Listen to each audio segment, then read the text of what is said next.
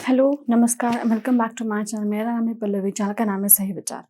आज का टॉपिक ना ये 10th, 12th, 8, 9, 10th और 12th तक के बच्चों के लिए है, जो अपने अभ्यास का एक टाइम टेबल बनाना चाहते हैं और बहुत कन्फ्यूज़ हो जाता है कि किस तरह से बनाऊँ, किस तरह से मोटिवेशन रखूँ, क्या कर सकता हूँ। तो मैंने कुछ ऐसे ही पॉइंट्स लिखे हैं आज, जो आपको हेल्प करेंगे स्टडी टाइम टेबल बनाने के लिए। और बहुत ईज़ी है स्टडी टाइम टेबल बनाना, सिर्फ़ उन्हें फ़ॉलो करने की देरी होती है।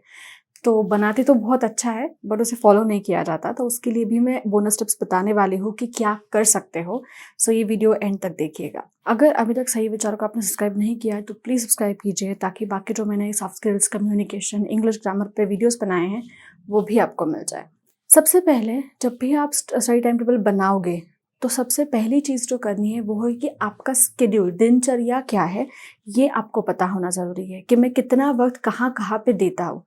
जो चीज़ें ज़रूरी है, जैसे मैं स्कूल जाता हूँ तो स्कूल में या कॉलेज में कितना वक़्त देता हूँ, फिर क्लासेस को जा रहे हो तो क्लासेस में कितना वक़्त देते हो और अब मेरे पास कितना वक़्त रहता है खुद के पढ़ाई के लिए। तो ये जानना ज़रूरी है, क्योंकि आप उस हिसाब से आपका स्टडी टाइम टेबल बनाओगे ना, तो क्या होता है कि हम बनाते तो बहुत अच्छा है, बट हमें ध्यान नहीं रहता कि अरे मुझे क्लासेस भी है, अरे मुझे ये भी करना है, मुझे वो भी करना है। तो आपको जो स्टडी टाइम टेबल है वो टाइम टेबल के हिसाब से कभी भी नहीं जाता है। सबसे पहले आपका शेड्यूल, मतलब आपका जो दिनचर्या है उसे एक बार देख लो, समझ लो क्या है, और फिर उसके हिसाब से टाइम टेबल बनाओ। दूसरी चीज़, आपको आपका एकेडमिक गोल पता होना ज़रूरी है। एकेडमिक गोल मतलब मुझे कितने मार्क्स लाने हैं, इसका एक ध्येय आपके सामने होना चाहिए, क्योंकि तभी आप अच्छे से काम कर पाओगे। अगर आपने डिस्टिंक्शन लिखा और वो बहुत स्पेसिफिक स्मार्ट गोल होना चाहिए, ऐसे नहीं कि मुझे डिस्टिंक्शन चाहिए। नो, माई गोल इज़ मतलब मेरा ध्येय है that I want to score, मतलब मुझे चाहिए या मुझे इतने मार्क्स चाहिए। I want to score 85% in the final exam. मतलब आपने ये भी बताया कि मुझे क्या करना है, राइट? मेरा ध्येय क्या है, कितने परसेंट होने चाहिए और किस एग्ज़ाम में इतने परसेंट होने चाहिए। My goal is to score, I want to भी लिखने की ज़रूरत नहीं है, to score 85% in the final exam. So आपने गोल सेट किया कि मुझे 85% चाहिए। अभी 85% करने के लिए या फिर अचीव करने के लिए मुझे कितनी पढ़ाई करनी पड़ेगी? आपको खुद को पता होता है कि मैं एक सिटिंग में, मतलब एक बार बैठ गया तो कितने घंटे बैठ के मैं काम कर सकता हूँ या कितने घंटे बैठ के पढ़ाई कर सकता हूँ। तो उसके हिसाब से आपका शेड्यूल आप डिवाइड करोगे, आपकी पढ़ाई आप डिवाइड करोगे। इसमें आपको जो आपके डेडलाइन्स है, जैसे हिस्ट्री है सपोज़, ठीक है? हिस्ट्री है या फिर 10th-12 का 11th-12th का अकाउंट्स है, तो अकाउंट्स मुझे कितने दिन तक आना चाहिए। सो जैसे मंडे को मैंने स्टार्ट किया तो फ्राइडे तक मुझे इतना आना ही चाहिए। ये छोटा गोल भी, सो हर विषय के लिए छोटे-छोटे गोल बनाओ। जैसे मुझे अकाउंटिंग में जर्नल एंट्रीज़ कब तक आनी चाहिए, या फिर मैथ्स कब तक आना चाहिए, या फिर 10th के लिए हो तो साइंस के कौन से चैप्टर्स मुझे कब तक आने चाहिए। तो इसका एक आप छोटे गोल्स भी बनाओ, क्योंकि बड़ा गोल तो 85% है, बट उसे अचीव करने के लिए आपको उसी गोल को थोड़ा-थोड़ा करके तोड़-मरोड़ के छोटे-छोटे बनाने पड़ेंगे, तभी आप उन्हें अचीव कर सकोगे। तो डेडलाइन्स जो है उन्हें फ़ॉलो करना ज़रूरी है, और हो सकता है कि कई बार आप डेडलाइन के हिसाब से काम ना करो। 1 वीक वैसा जाएगा, दूसरा हफ़्ता वैसा जाएगा, पर तीसरे हफ़्ते से आपको पता चल जाएगा कि मैंने कितना वक़्त बिताया है और बेफ़िज़ूल खर्चा किया है, राइट? सो फॉर एग्ज़ाम्पल मैं ये हमेशा करती थी कि मुझे मैथ्स बिल्कुल पसंद नहीं था। तो मैथ्स के लिए मैंने 1 घंटा रखा था रोज़, ठीक है? तो मैं 4 से 5 या 5 से 6 जो भी टाइम था, मैं मैथ्स के लिए बैठती थी, गणित। और फिर 6 बजे भले मुझे चाहिए या ना चाहिए, मैं वो बुक बंद करके अगली बुक लेती थी। ऐसे 3-4 दिन होने के बाद मुझे ये पता चला कि मैथ्स का मेरा अभ्यास तो हो ही नहीं रहा है, क्योंकि मैंने वो डेडलाइन याद रखी। अगले हफ्ते से मैंने ये श्योर किया, मैंने ये ध्यान रखा कि 5 से 6 जो भी मैं मैथ्स का अभ्यास करूँगी, उसमें सिर्फ़ और सिर्फ़ पढ़ाई ही करूँगी और कुछ नहीं, क्योंकि वो मुझे पसंद नहीं था। तो मैं पढ़ाई के अलावा बहुत सारी चीज़ें करती थी। मैंने ये गोल रखा कि नहीं, 5 to 6 सिर्फ़ और सिर्फ़ गणित। एंड टू माय सरप्राइज़ और आश्चर्य की बात ये है कि उसके बाद मैं मैथ्स में काफ़ी अच्छा करने लगी। सो 3-4 दिन ऐसा हुआ कि मैंने वो वेस्ट किए। मैंने वो बेफ़िज़ूल खर्चा किया इधर-उधर देखने के लिए, कुछ लिखने के लिए या फिर कोई और ही विषय की पढ़ाई की। मुझे इंग्लिश बहुत पसंद था, तो मैं इंग्लिश की पढ़ाई करती थी मैथ्स के समय पे। तो 3-4 दिन ऐसा हुआ और फिर मुझे ये रियलाइज़ हुआ कि बाकी सब्जेक्ट्स तो बहुत अच्छे हो रहे हैं। साइंस हो रहा है, हिस्ट्री हो रहा है, ज्योग्राफ़ी हो रहा है, मराठी हो रहा है, बाकी सारे हो रहे हैं। प्रॉब्लम सिर्फ़ मैथ्स का आ रहा है। क्यों? क्योंकि कहीं न कहीं मैं डेडलाइन पे तो बुक बंद कर रही हूँ, बट कहीं न कहीं मुझे ये समझ में आ रहा था कि मैंने पढ़ाई नहीं की है। मैंने सिर्फ़ 1 घंटा वेस्ट किया है, बेफ़िज़ूल का खर्चा किया है। सो 3-4 दिन के बाद मुझे ये समझ में आने लगा एंड फिर आई वेंट बैक एंड 5-6 में सिर्फ़ और सिर्फ़ मैथ्स ही पढ़ती थी। सो ऐसा थोड़ा-सा होगा, तो जब भी आप डेडलाइन सेट करोगे कि मैं 1.5 घंटा हिस्ट्री करूँगा, 1.5 घंटे के बाद आप बंद करके रखो बुक। आपको ही समझ में आएगा धीरे-धीरे कि मैं कितना पढ़ रही हूँ और कितना मैं टाइम पास कर रही हूँ, राइट? सो उसके अगले बार से आप ज़रूर अच्छे से कर पाओगे।